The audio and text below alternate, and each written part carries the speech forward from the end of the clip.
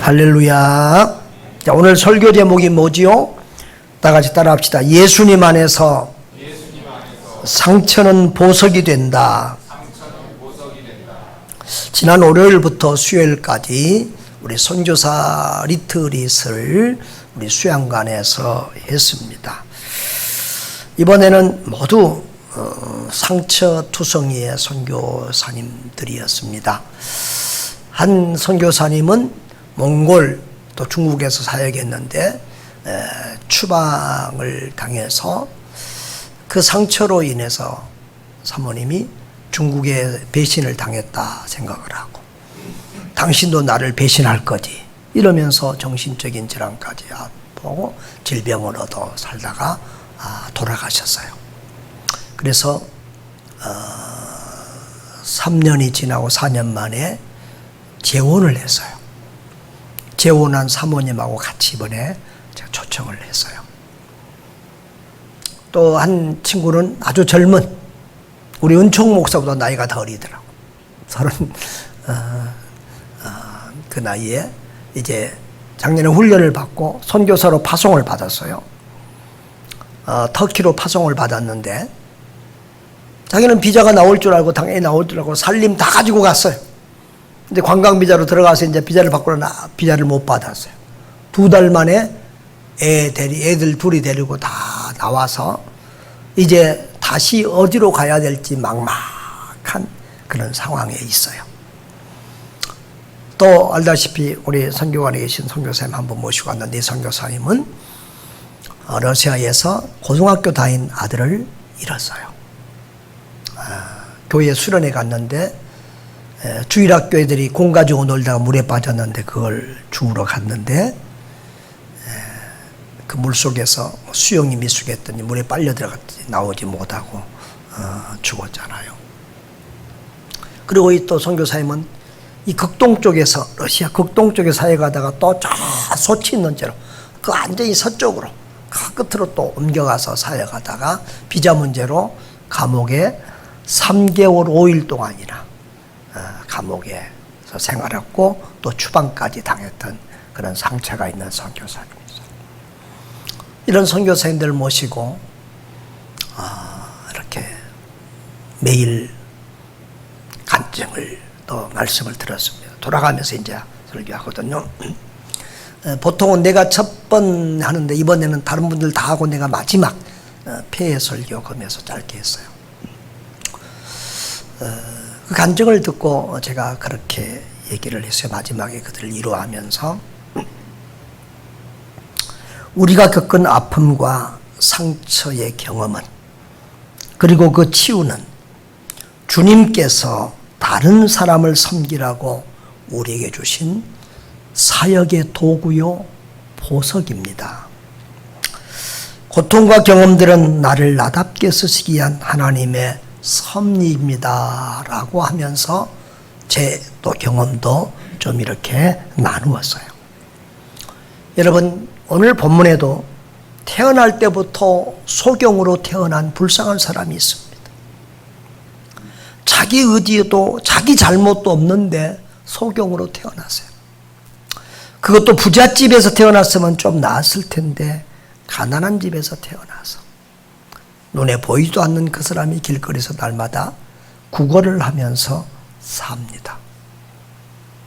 그런 기막힌 인생, 도대체 소망이 없는, 누가 그 사람의 눈을 떼어주고 누가 그 사람의 경제적인 문제를 해결하겠습니까? 그런데 그 사람이 예수님의 눈에 띄었습니다. 주님이 그 사람을 관심 있게 보시고 그 사람의 눈을 치료해 주었습니다. 그래서 그 사람은 이제 완전히 다른 제2의 인생을 살아갑니다. 그리고 자기가 받은 그 경험을 통해서 예수는 그리스도라고, 나를 고쳐주신 분은 예수, 바로 이 사람이라고 증거하는 삶을 살게 되는 것을 봅니다. 자, 오늘 우리는 이 사람의 고난 속에서 이 고난과 질병의 이유가 무엇인가, 누구의 죄 때문인가 묻고 있는 제자들의 질문을 봅니다. 자, 9장 1절에서 2절 한번 볼까요? 시작. 예수께서 길을 가실 때에 날 때부터 맹인된 사람을 보신지라. 제자들이 물어 이르되 라삐여, 이 사람이 맹인으로 난 것이 누구의 죄로 일함이니까? 자기니까 그의 부모입니까? 하고 묻습니다. 여러분, 길을 가다가 예수님이 소경을 봤다고 했는데 그것은 그냥 본 것이 아니라 관심 있게 주목해서 긍휼의 마음을 가지고 봤다는 것입니다. 그랬을 때 제자들은 예수님에게 질문을 했습니다. 이 사람이 날 때부터 소경된 것은 자기 죄 때문입니까? 부모의 죄 때문입니까? 이 사람들은 딱 어떤 고정관념을 가지고 있어요. 이 병은, 이 고난은 뭐로부터 온 것이다? 죄로부터 오는 고난이라는 것은 확실히 자기들이 아주 그렇게 단정을 하고, 그런데 누구 죄 때문인지, 부모 죄 때문인지 자기 죄 때문인지 그것이 궁금해서 지금 예수님에게 묻는 거예요. 그런데 예수님은 부모의 죄도 자기 죄도 아니다 그러면서 엉뚱한 다른 답변을 하시지요. 여러분, 고난과 질병의 원인은 다양합니다. 죄 때문에 오는 것도 있지만 그렇지 않은 경우도 있어요. 여러 가지의 우리가 상황을 한번 살펴보도록 하겠습니다. 자, 죄 때문에 발병하는 질병도 사실 있습니다. 요한복음 5장 14절에 보면은 그 후에 예수께서 성전에서 그 사람을 만나 이르시되 보라, 내가 나았으니 더 심한 것이 생기지 않게 다시는 죄를 범하지 말라 그랬습니다. 요한복음 5장에 예수님이 어떤 사람을 고쳐주셨어요? 38년 된 중풍병자를 고쳐주셨습니다. 근데 그 사람에게 다시는 죄를 범하지 말라. 그 사람의 병은 죄로 인하여 왔던 것을 알 수 있습니다. 야고보서 5장 16절에도 너희가 아프면 서로 죄를 고백하며 병이 낫기를 서로 위하여 기도하라고 했습니다. 또 질병이나 재난 가운데는 죄 때문에 발생하지 않은 것도 많습니다. 여러분, 요한복음 9장 3절에서 오늘 예수님은 이 사람이 부모나 자기 죄 때문에 이렇게 소경으로 태어난 것이 아니라고 말씀합니다. 누가복음 3장 14절에 13장 4절에서도 실로암 망대가 무너져 치여 죽은 18사람이 예루살렘에 거한 다른 사람보다 죄가 더 있는 줄 아느냐? 너희에게 이르노니 아니라 너희도 만일 회개하지 아니하면 다 이와 같이 망하리라 라고 했습니다. 그 사고를 그 당시 예수님 당시에도 사고가 있었어요. 이번 주에도 우리 부천에 불나서 7명 죽었잖아요. 예수님 당시에도 사고가 있었는데 그 사람들이 죄가 더 많아서 그런 사고를 당해서 죽은 줄 아니냐? 아니라고 말씀하고 있습니다. 욥기서를 보아도 욥이 다른 사람보다 죄가 더 많아서 자녀들을 하루아침에 잃고 또 그런 질병에 걸린 그런 것이 아니었음을 우리는 알고 있잖아요. 그러니까 모든 고난과 질병은 죄로 인한 것이다 라고 하는 이 유대인들의 사고는 잘못된 것이었다는 것입니다. 제자들까지도 그 유대인들의 기본적인 사고의 영향을 받아서 지금 예수님에게 이런 질문을 하고 있는 것입니다. 또한 자녀가 부모의 죄를 상속받는 것도 아닙니다. 유대인들은 구약 성경을 잘못 이해해서 자식이 부모의 죄를 상속한다고 생각하고 있었습니다. 그래서 제자들은 이런 질문을 예수님께 던진 것입니다. 그러나 구약 성경에 이 부모 때문에 자녀들이 이 어려움을 당하는 이런 것들은 죄의 상속을 말하는 것이 아니라 죄의 영향력의 뿌리, 그리고 또 부모와 더불어 함께 죄를 범한 이런 악영향 때문임을 알 수 있습니다. 그런데 사람들이 이것을 잘못 오해해서 부모의 죄가 자녀에게 상속된다고 이렇게 생각을 하고 있습니다. 하나님은 죄에 대한 책임을 죄 지은 당사자에게 물으십니다. 에스겔서 18장 20절 같이 한번 읽어볼까요? 시작. 범죄하는 그 영혼은 죽을지라. 아들은 아버지의 죄악을 담당하지 아니할 것이요 아버지는 아들의 죄악을 담당하지 아니하리니 의인의 공의도 자기에게로 돌아가고 악인의 악도 자기에게로 돌아가리라. 아멘. 부모의 죄를 자녀가 상속받는 것은 아니다라고 하는 것 기억하시기를 바랍니다. 그러나 그 부모의 영향력 아래 있어요. 부모가 예수님 믿는 사람이면 좋은 영향력을 받아서 예수 믿을 가능성이 많아요. 부모가 우상을 숭배하고 죄를 짓는 부모는 그런 영향력을 받아서 그런 삶을 살게 되기가 쉬워요. 자, 그 다음에 죄인들도 외형적으로 세상적인 복을 누리는 경우도 많아요. 여러분, 이 세상에 불신자들 잘 먹고 잘 살고 잘 놀고 하는 거 많이 보시지요? 부러우십니까?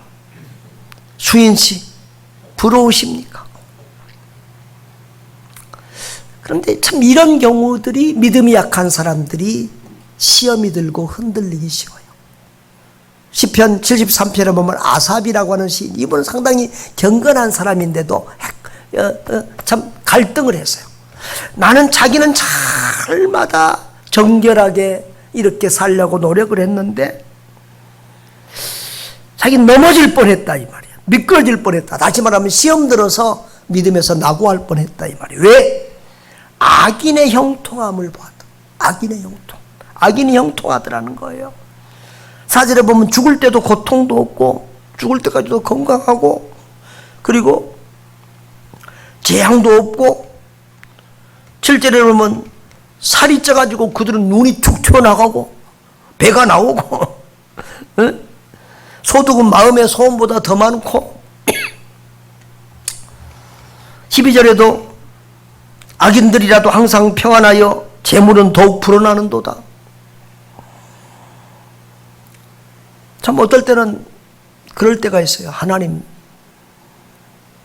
예수 믿는 사람들을 부자로 만드시면 그 돈을 11조하고 헌금해서 하나님 나라 일이 더 쉽게 잘 될 텐데 왜 예수 믿는 우리 성도들은 가난하고 안 믿는 저 사람들 저렇게 부자입니까? 그런 생각이 우리 들 때도 있잖아요. 자, 이 사람도 지금 그런 고통을 받고 있어요. 그런데 자기는 마음을 깨끗하게 하고 자기 손을 씻으면서 정말 죄 안 짓고 이렇게 살라고 하는 이것이 헛된 것 같이 보이더라는 거예요. 그래서 종일 재난을 당하면 날마다 자기는 조금만 잘못하면 매맞고 징계받고, 근데 악한 놈들은 죄 지어도 잘 살고, 이것 때문에 지금 고민에 빠진 거예요. 그래서 어쩌면 일을 할까 생각, 그것이 내게 심히 고통이 되었더라. 그 고민 때문에 지금 도대체 그 답을 못 얻고 고통을 겪었어요. 그런데 어디에서 응답을 받았느냐? 성소에 들어갔을 때. 성소에 들어갔을 때. 하나님을 깊이 말씀과 기도 속에서 깊이 하나님을 만나니까 답을 얻게 됐어요. 그 뭐냐면 불신자하고 믿는 사람은 끝이 다르더라고요. 종말, 그들의 종말을 빨간 글씨로 해야 돼요. 종말이 다르더라고요. 끝이 달라요. 그들을 미끄러운 곳에 던져 파멸에 던지셨다는 거예요. 갑자기 황폐하게 되고 전멸했다는 거예요. 19절에. 주께서 깨신 후에는 그들의 형상을 멸시하시리라 그랬어요. 하나님의 인내가 끝나면 그들은 죽는다는 거예요. 여러분, 하나님은 불신자들이 회개하고 돌이킬 기회와 시간을 주시는 거예요. 하나님은 인내하시고 불신자들이 회개하고 돌이킬 시간을 주시는 것이지 그들의 죄를 모르는 것이 아니에요. 그래서 27절에는 이렇게 말합니다. 무릇 주를 멀리하는 자는 낭하리니 음녀같이 주를 떠난 자를 주께서 다 멸하셨나이다. 28절 다 같이 시작. 하나님께 가까이함이 내게 복이라. 내가 주 여호와를 나의 피난처로 삼아 주의 모든 행적을 전파하리이다. 아멘. 여러분, 세상 사람들이 누리는 그런 복은 일시적이고 하찮은 것이고 별것도 아닌 복이에요. 소소한 복이에요. 우리 그리스도인이 누리는 복이 참 복이고, 예수님 잘 믿고 하나님을 더 가까이 하는 것이 참된 복인 줄 믿습니다. 여러분, 재해에 어린 이런 고난과 질병, 이런 원인은 여러 가지가 있습니다. 다양합니다. 지역적인 문제도 있습니다. 일본에 살면 늘 지진의 피해를 받습니다. 태풍이 많습니다. 중국에 살면, 북한에 살면 종교적인 큰 박해를 받고 자유가 없습니다. 여러분, 이런 지역적인, 나라적인 문제, 시대적인 문제, 우리 시대가 갖고 있는 그런 아픔과 문제들이 있습니다. 가족이나 공동체의 문제가 있습니다. 이 가정에서 살기 때문에 겪는 고난이 있어요. 이 공동체에 속했기 때문에 당하고 있는 어려운 문제들도 있어요. 그건 또 특별히 건강이나 이런 것은 가족력이나 체질, 음식, 운동 등의 영향이 커요. 부모님이 머리가 이렇게 빠지면 자녀들도 빠지는 경우가 많아요. 모르겠어요. 김동일 선교사님한테 아버님 머리가 어땠냐고 저는 물어보지는 않았어요. 하여튼 부모가 당뇨면 자녀가 당뇨인 경우가 많고요. 이런 체질의 영향이 참 혈압 같은 거, 이런 여러 가지, 또 체질로 인해서, 또 음식으로 인해서, 또 운동도 안 해서, 나도 운동도 안 하고 밤낮 숨쉬기 운동밖에 안 해도 건강하다고 큰 소리 쳤는데 이번에는 지금 상당히 지금 어려움을 겪고 있어요. 여러분, 이런 여러 가지 것들이 우리 질병과 고난에 영향을 줍니다. 그러나 이런 고난이나 질병, 이런 것들은 1 더하기 1은 이처럼 간단한 문제로 해석이 되지 않습니다. 참 성경을 보더라도, 또 세상을 보더라도 고난과 이런 것은 고난, 저는 그래서 고난의 신비란 단어를 많이 사용하는데 참 신비해요. 또 이 고난이라는 게 꼭 나쁜 것만 아니에요. 이 고난이 우리에게 유익이 되는 경우도 참 많아요. 그래서 참 고난은 신비다, 이런 생각을 하는데요. 아무튼 여러분, 하나님의 공의가 완전하게 실현되는 것은 이 땅이 아니라 하나님 앞에 서는 날인 줄 믿습니다. 그래서 때로는 악인들이 이 땅에서는 잘 사는 것 같이 보일 때가 있어요. 그러나 하나님의 공의가 실현된 하나님의 심판대 앞에서는 정확하게 하나님의 공의가 실현돼요. 지금이 아니라 종말의 날에 하나님의 공의는 온전하게 그대로 실행돼서 악을 행한 자는 악에 대한 보상을 받고, 하나님을 향해 충성한 자는 그 충성에 대한 상을 받을 줄 믿습니다. 또한 하나님을 찾고 예수님을 믿게 하기 위해서 고난과 질병을 주시는 경우도 많습니다. 성경에서 대부분 예수님 만나고 치료받고 구원받은 사람은 거의 이 질병이나 가난이나 이런 문제 때문에, 어떤 사람은 병 때문에, 어떤 사람은 귀신 들려서, 어떤 사람은 자식이 아파서, 어떤 사람은 종이 아파서 여러 경우로 예수님 찾아갔다가 그것 때문에 질병도 치료받고 구원도 받는 경우를 많이 보게 됩니다. 지금 우리들도 다 잘 되고 형통하고 성공했으면 교회 안 나올 사람이 거의 대부분입니다. 여러분, 모태신앙은 아니고서는 대부분이 힘생이 힘들어서, 외로워서, 아파서, 질병과 문제 때문에 교회에 나왔다가 예수님 만난 줄 믿습니다. 고난은 우리로 하여금 예수님을 만나게 합니다. 그래서 이 고난이, 그래서 이 질병이, 그래서 우리가 받은 이 상처들은 예수님 안에서는 보석이 되는 거예요. 여러분, 복 중에 최고의 복은 예수 믿는 복이잖아요. 고난 때문에 예수님 믿게 되었다면 그 고난은 복의 통로가 되는 줄 믿습니다. 할렐루야, 할렐루야. 그리고 또 믿음의 성장이나 더 큰 복을 주시기 위해서 하나님이 우리에게 고난을 주실 때도 많이 있어요. 히브리서 12장 10절 이후에 보면은 부모들도 자녀를, 사랑하는 자녀를 징계한다 이거야. 그런데 부모들은 잠시 자기들의 뜻대로 우리를 잘못을 징계했지만 하나님은 우리의 유익을 위하여 우리를 징계하신다는 거예요. 할렐루야. 그래서 12장 11절에는 무릇 징계가 당시에는 즐거워 보이지 않고 슬퍼 보이나 후에 그로 말미암아 연단 받은 자들은 의와 평강의 열매를 맺는다. 그래서 시편 기자는 119편 71절에서 이렇게 말하죠. 다 같이 읽어봅시다.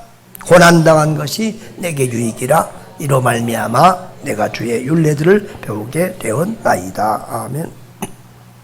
또한 하나님을 사랑하는 자들에게 있어서는 고난이 궁극적으로는 하나님의 뜻을 이루는, 합력하여 선을 이루는 아름다운 그런 계기가 된다는 거예요. 이게 제가 참 좋아하는 말씀이잖아요. 다 같이 시작. 로마서 8장 28절. 우리가 알거니와 하나님을 사랑하는 자 곧 그의 뜻대로 부르심을 입은 자들에게는 모든 것이 합력하여 선을 이루느니라. 모든 것이 합력하여 선을 이루느니라. 그러므로 우리는 고난과 질병, 어려움들을 당할 때 불평하지 않고 믿음으로 하나님을 섬겨야 될 줄 믿습니다. 그 다음에 인간의 존재 목적에 대해서 주님은 말씀을 하시는데요. 하나님을 나타내고 영광을 돌리는 것이 인간의 존재 목적이래요. 9장 3절 한번 보겠습니다. 예수께서 대답하시되 이 사람이나 그 부모의 죄로 인한 것이 아니라 그에게서 하나님이 하시는 일을 나타내고자 하심이라 그랬어요.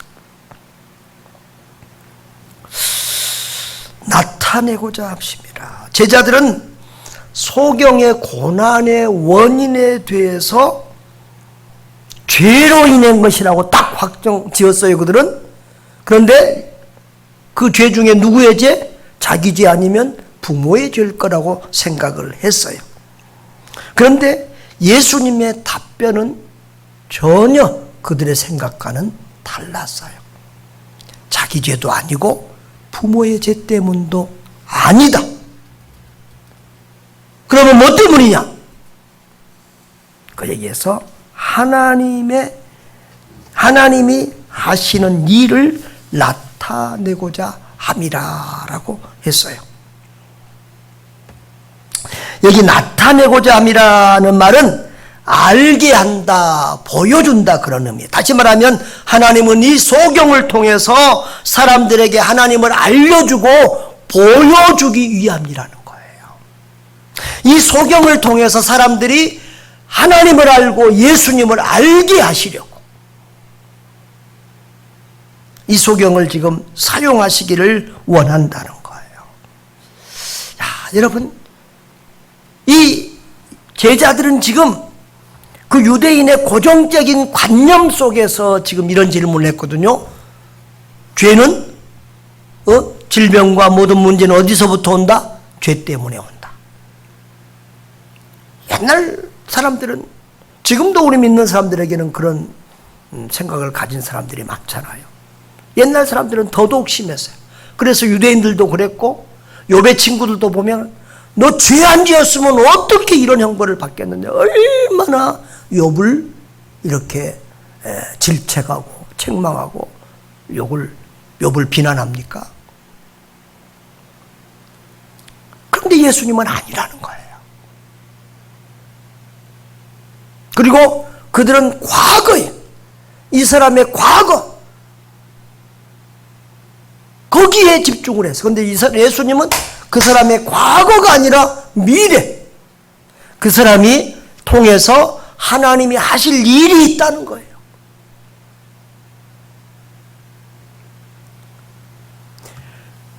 이 유대인의 관점은 절망적이에요. 이 사람은 이 죄에서 노연할 길이 없고 이 질병에서 나을 수가 없다는 거죠. 그런데 예수님은 그들의 문제를 해결하고 이 소경이 하나님을 알리고 나타내는 귀한 도구로 쓰임받을 것에 대해서 말씀하고 있어요. 여러분, 예수님은 이 소경이 살며 지금 존재하는 이유가 하나님이 하시는 일을 나타내고자 하는 하나님의 계획이 있기 때문이라는 거예요. 그렇다고 하면 여러분, 이 소경에게만 하나님의 그런 계획이 있을까요? 아니라 저와 여러분을 통해서도 하나님은 하나님을 사람들에게 알리고 나타내고 드러내고 우리를 통해서 영광받기 위한 하나님의 계획이 우리에게도 있는 줄 믿습니다. 우리 모든 사람에게, 우리 각 사람에게. 따라합시다. 우리 각 사람에게 우리를 향한 하나님의 뜻과 계획이 있다. 그것을 믿으시기를 바랍니다. 우리를 향한 하나님의 계획, 우리를 통해서 하나님이 알려지고 드러나고 예수 믿는 사람들이 많아지고 하나님께 영광이 돌아가기를 우리 하나님 원하고 있는 줄 믿습니다. 그래서 고린도 10장 31절은 우리가 잘 아는 말씀인데 우리는 이 말을 많이 쓰죠. 그런즉 너희가 먹든지 마시든지 무엇을 하든지 다 하나님의 영광을 위하여 하라. 할렐루야. 여러분, 성공한 사람만 하나님께 영광 돌릴 수 있는 게 아니에요. 실패한 사람도 하나님께 영광 돌릴 수 있어요. 건강한 사람만 하나님께 영광 돌리는 거 아니에요. 병든 사람도 하나님께 영광 돌릴 수 있어요. 할렐루야. 저는요, 가장 사람들이 감사가 많은 데가 어딘 줄 아세요? 병원이요. 병원 신방 가면 성도들이 감사가 많더라고. 그동안 안 아프고 산 거 감사하고, 아이고 더 다칠 수 있었는데, 죽을 수 있었는데 살았다고 감사하고. 여러분, 우리는 실패해도 감사할 수 있어요. 그 영광 돌릴 수 있어요. 전에 어떤 책을 보니까 그 교회 집사님 한 분이 사업을 하다 망했대요. 근데 목사님을 초청해서 사업 실패 망한 감사 예배를 드렸대요. 그 목사님이 은혜를 받은 거예요. 자기 목회 평생에 잘 됐다고 감사 예배 드린 적은 많이 있지만 망했다고 감사 예배 드려달라는 건 처음이라서 설교하고 그거 와서 설교 시간에 큰 교회인데 간증을 한 거예요. 그랬더니 외국에서 사업하는 사람이 하나 그 교회 그날 주일 예배에 참석했다. 그 말 듣고 저런 사람 같으면은 같이 사업 파트너가 될 수 있겠다 해서 그 사람 누구냐고 소개해달라고 해서 그 사람하고 소개해서 그 사람이 나중에 대박 나고 부자 됐다는 거 아니겠어요? 여러분, 여러분, 우리는 모든 경우를 통해서 하나님을 드러내고 나타나고 영광 돌려야 될 줄 믿습니다. 자, 우리 그러면 그런 여러 가지 경우를 한번 생각해 보겠습니다. 문제 치유와 해결을 받음으로 살아계신 하나님을 나타내요. 자, 예수님은 그 사람들의 질병을 고쳐주고 문제를 치유해 줌으로 예수님을 통해서 하나님의 영광을 드러냈어요. 예수님이 메시아 그리스도라는 것을 증거했어요. 그런 경우는 많았고요. 그 다음에 문제 해결을 받지 못해도 고난을 대하는 우리 그리스도인들의 태도를 통해서 하나님은 영광 받으실 때가 많아요. 여러분, 요셉은 종살이 했습니다. 그러나 불평하지 않고 하나님을 섬겼습니다. 억울한 누명을 쓰고 감옥에 갔습니다. 그래도 불평하지 않고 하나님을 섬기고 하나님을 나타냈습니다. 다니엘은 포로로 끌려갔고 그 친구들도 포로로 끌려가서 고난당했지만 그들은 거기서도 굳건하고 신실한 믿음으로 하나님을 나타내고 살아계신 하나님을 이방 땅에 드러냈습니다. 할렐루야. 믿음의 사람들은 어떤 경우에도 감사하고 인내하며 그 고난을 당하되 태도가 다르고 삶이 달라요. 그래서 불신자들이 그걸 보고 은혜 받는 경우가 많아요. 내가 당신 같았으면 나는 죽을 텐데, 불평할 텐데, 당신은 그런 어려움을 당하면서도 어떻게 그렇게 감사하고 어떻게 그렇게 인내하고 어떻게 그렇게 잘 행복하게 사느냐고. 역시 믿는 사람들은 다르다고 은혜 받는 경우들이 얼마나 많아요. 여러분, 우리는 고난 당하는 태도를 통해서도 살아계신 하나님을 드러내는 줄 믿습니다. 할렐루야. 또한 고난 속에서 우리는 하나님을 의지하고 겸손을 겸지함으로 끝까지 존귀하게 쓰임받아서 하나님을 드러내기도 합니다. 사도 바울은요, 능력이 많았잖아요. 굉장히 큰 일을 했잖아요. 많은 은혜를 체험했잖아요. 그런데 하나님이 눈에 가시를 주셨어요. 안질로 인해서 거의 앞을 잘 보지 못하다시피 하고, 때로는 성경을 기록할 때도 남에게 대피를 시킬 정도로 그렇게 힘들었어요. 그런 눈을 가지고 온 세계를 돌아다니면서 선교 사역할 때 얼마나 힘들었겠어요. 그래서 능력의 기도의 사람 사도 바울은 3번이나 그 질병을 고쳐달라고 간절히 기도했어요. 그런데 하나님이 응답하지 않았어요. 그러면서 뭐라고 했어요? 여러 계시를 받은 것이 지극히 크므로 너무 자만하지 않게 하시려고 내 육체에 가시 곧 사탄의 사자를 주셨으니 이는 나를 쳐서 너무 자만하지 않게 하려 하십니다. 바울을 자만하지 않게, 교만하면 하나님이 안 쓰거든요. 교만하면 사탄의 도구가 돼버려요. 그래서 하나님은 끝까지 바울을 귀하게 쓰시기 위하여 그를 그렇게 가시를 통해서 낮춘 것입니다. 그래서 바울은 자기를 약한 것을 자랑한다, 그렇게 말해요. 고난을 자랑한다고 말해요. 그러므로 10절에 보면 그러므로 내가 그리스도를 위하여 약한 것들과 능력과 궁핍과 박괴와 곤고를 기뻐하노니 이는 내가 약한 그때에 강함이라. 약함으로 겸손하고 약함으로 하나님을 의지하여 오히려 더 능력 있게 끝까지 아름답게 쓰임받을 수 있었다는 거예요. 할렐루야. 또한 고난을 통과하고 인내한 후에 최후 승리로 하나님께 영광을 돌리는 분들이 많아요. 그래요. 위대한 믿음의 사람들은요, 고난은 받았지만 고생했지만 끝이 좋아요. 최후 승리. 어떤 사람들은요, 초장에는 좋고 나중에 안 좋아. 이건 복이 안 좋아. 아니야. 고난당하고 나중에 좋은 것이 진짜 복인 줄 믿습니다. 요셉이 감옥에 갔지만, 종살이 했지만 끝에는 총리가 됐잖아요. 믿는 사람들은, 믿음의 사람들은 끝이 좋잖아요. 할렐루야. 그래서 최후 승리로 하나님이 살아계시구나, 이걸 보여주는 거예요. 또 간증과 복음 증거로 하나님을 드러내기도 해요. 살아계신 하나님을 경험하고 체험한 사람들은 하나님을 자랑하지 않을 수가 없어요. 오늘도 이 사람도 너 어떻게 눈 떴느냐 물으니까 11절로 다 같이 읽어볼까요? 대답하되 예수라는 그 사람이 진흙을 느껴 내 눈에 바르고 나더러 실로암에 가서 씻으라. 여기 가서 씻었더니 보게 되었노라. 나 다 모르겠고요. 왜 내가 눈 떴는지 모르겠고요. 예수라 하는 그 사람이 내 눈에 진흙을 발라주고 실로암 벗어 가서 씻으라 해서 그대로 믿고 순종했더니 내 눈이 띄어지게 됐어요. 할렐루야. 그렇게 예수님을 드러내게 되는 거예요. 또 남을 돕고 섬김으로 하나님을 나타내고 하나님께 영광을 돌릴 수가 있어요. 여러분, 고린도 후서에 보면 1장에 보면 그런 말씀이 있거든요. 우리의 모든 환난 중에서 우리를 위로하사 우리로 하여금 하나님께 받는 위로로서 모든 환난 중에 있는 자들을 능히 위로하게 하시는 이시로다. 여러분,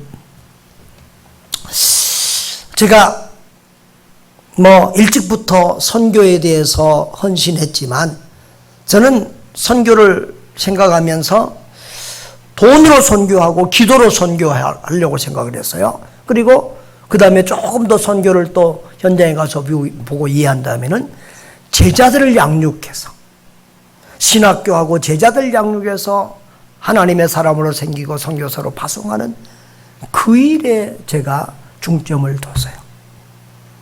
그런데 제가 추방을 먼저 당했잖아요. 그리고 나중에 우리 우즈벡 종료들이 추방을 당했잖아요. 그런데 같은 선교사들끼리도 우리 추방당한 선교사들의 아픔과 그런 것을 모르더라고. 우리 우즈벡 동료들 중에서는 이렇게 우울증에 걸린 사람도 있었고 공황장애에 걸린 사람들도 있었어요. 그것을 다른 선교사들 앞에서 간증하고 얘기하니까 다른 선교사들이 믿음 없이 그런다고 비난을 하는 소리를 제가 들었어요. 그 소리를 듣고 제가 너무 가슴이 아팠어요. 그래, 과부가 과부속 알지. 내가 우리 동료들을 치료해야지. 그리고 그때부터 우리 교회로 추방당한 우리 선교사 동료들을 모으고 대단한 건 뭐 한 거 아니에요. 내가 맨바키어 치유에 대해서 먼저 공부하고 한 거 아니에요. 그냥 함께 울고 웃고 시간 보냈어요. 그랬더니 그 친구들이 치유를 받고 지금은 온 세계 흩어져서 살아가고 있잖아요. 그래서 자칭 타칭 우리는 그 모임을 우추협이라고 그래요. 우즈벡에서 추방당한 선교사들의 모임.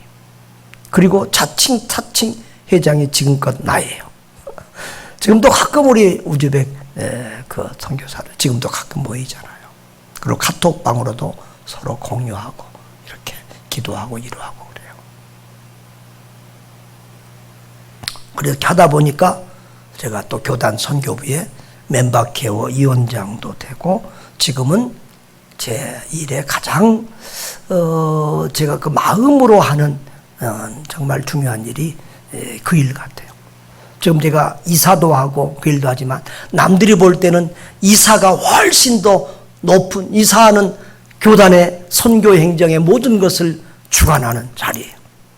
남들이 볼 때는 이사 자리가 크고 뭐하지만 둘 중에 하나를 내려놓으라 그러면 저는 이사 내려놓고 멤버케어 위원장을 해요. 이렇게 우리 선교사님들이 아픈 것을 보면 남들은 막 비난하는데 나는 그것이 내 아픔으로 이렇게 느껴져서 그들을 위로하고 싶고 치료하고 싶은 마음이 있었어요. 그래서 이번에도 우리 선교관의 그 아들 잃은 또 감옥에 갔다 온 그 선교사님이 왔잖아요. 굉장히 불편해하는 사람들도 많이 있었지만 저는 그 아픔을 좀 위로해주고 치료해주고 싶었어요. 그래서 이번에도 리트릿도 하고 또 그랬는데 제가 그 선교사님에게 두세 달 이제 우리 선교 안에 지냈잖아요. 처음부터 내가 그 선교사님에게 이거 이렇게 하세요 그렇게 말하지 않았어요. 상처 있는 사람들에게 지적하고 가르치면 더 큰 상처가 돼요. 서로 충분히 마음의 공감이 되고 서로 내 말을 받아들일 수 있는 상황이 돼서 제가 엊그저께 수련회 리트릿 갔다 오면서 선교사님에게 그런 얘기했어요. 선교사님, 우리 교회에 와서 설교 부탁했는데 헌신 예배 하는데 고난에 대한 설교 제목을 주셔서 제가 선교사님, 이번 우리 헌신 예배 하는 기관은 장로님들 부인이 많고 다 권사님들입니다. 제가 그랬어요. 그러니까 내가 낮에도 그때 이제 요한복음 하니까 계속 그 구원에 대한 설교했는데, 권사님들 헌신 예배 이걸 할까 해서 난 좀 바꿨으면 좋겠다 해서 그렇게 눈치를 줬는데도 아닙니다. 그거 하겠습니다. 그러더라고. 그랬더니 정말 그 자기 간증이나 뭐나 이런 얘기 한마디도 안 하고 뭐 구원에 대해서는 내가 제일 잘 가르친다 식으로 이렇게 좀 했어요. 그래서 선교사님, 그것은 좀 실례입니다. 그리고 이번에 선교사 리트릿에서도 자기 소개 한마디도 안 하고 그냥 선교사들한테 구원 설교 또 하는 거예요. 그 구원은 이것이다 이렇게 가르치는데 교리적으로 보면 굉장히 위험한 선을 왔다 갔다 해요.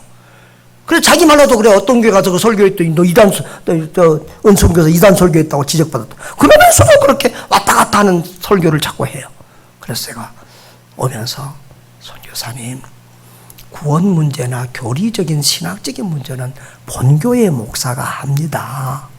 선교사님이 잠깐 와서 1시간 동안에 그런 거 가르치지 못합니다. 그리고 그거 시간이 짧으니까 뛰어서 뚝뚝 하면 잘못하면 이렇게 이상하게 들리고 이단처럼 들릴 수 있습니다. 그러니까 선교사님 그리 하지 마시고요. 선교사님에게는 남이 가지지 않는 보화가 있고 귀한 선교의 도구가 있습니다. 누가 선교지에서 아들을 잃은 사람이 몇이나 되겠습니까? 누가 선교지에서 몇 달씩 감옥 갔다 오고 추방당한 사람, 그리고 법적으로 싸워서 다시 회복해서 들어간 이런 선교사가 몇이나 있겠습니까? 이건 선교사님만이 가진 경험이고 그 고난 속에서 하나님이 위로해 주시고 치료해 주신 그 경험은 선교사님만이 알고 간증할 수 있는 내용입니다. 그것을 각 교회에 가서 전하면요, 선교사님은 선교 후원자, 기도해 주는 사람 걱정 안 해도 됩니다. 제발 내 말 들으시고 앞으로는 그렇게 하십시오. 설교할 때 무조건 하지 말고 청중을 생각해 주십시오. 청중을. 오늘 내 설교를 들을 사람들이 어떤 사람들인가를 생각하고 해야지. 무조건, 그러니까 그 말을 하니까 그래요. 전에 다니던 교회는 옛날 간증 다 해서 그랬다는 거예요. 그래서 아마 선교사님들이 한 설교 가지고 어느 교회나 가서 그걸 하는 경우가 많거든요. 그러니까 그 사람은 이번에는 딱 이거 하고 무조건 그것만 하고 다니는가 봐.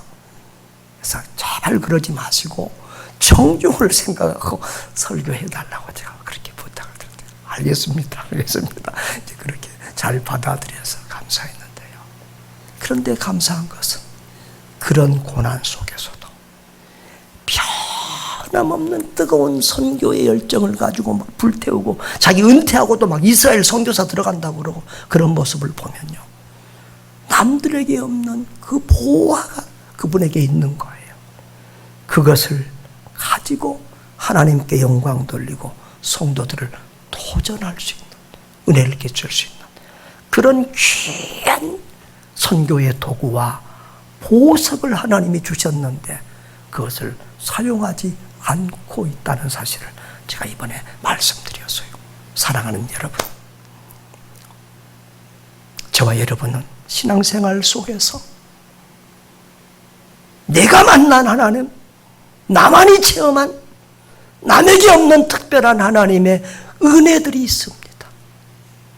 그것으로 나를 자랑하는 것이 아니라 하나님을 자랑하고 드러내야 되는 거예요. 오늘 이 소경이 남이 겪지 못하는, 태어날 때부터 소경으로 태어나서 소망이라고는 눈꼽만 꼽도 없던 그 소경이 눈을 뜨고 새 사람이 되어서 나를 치료해 준 사람은 바로 예수 그리스도 그분입니다라고 간증하고 드러냈던 것처럼 저와 여러분의 삶에서 나는 절망 가운데 있었습니다. 나는 고난 가운데 있었습니다.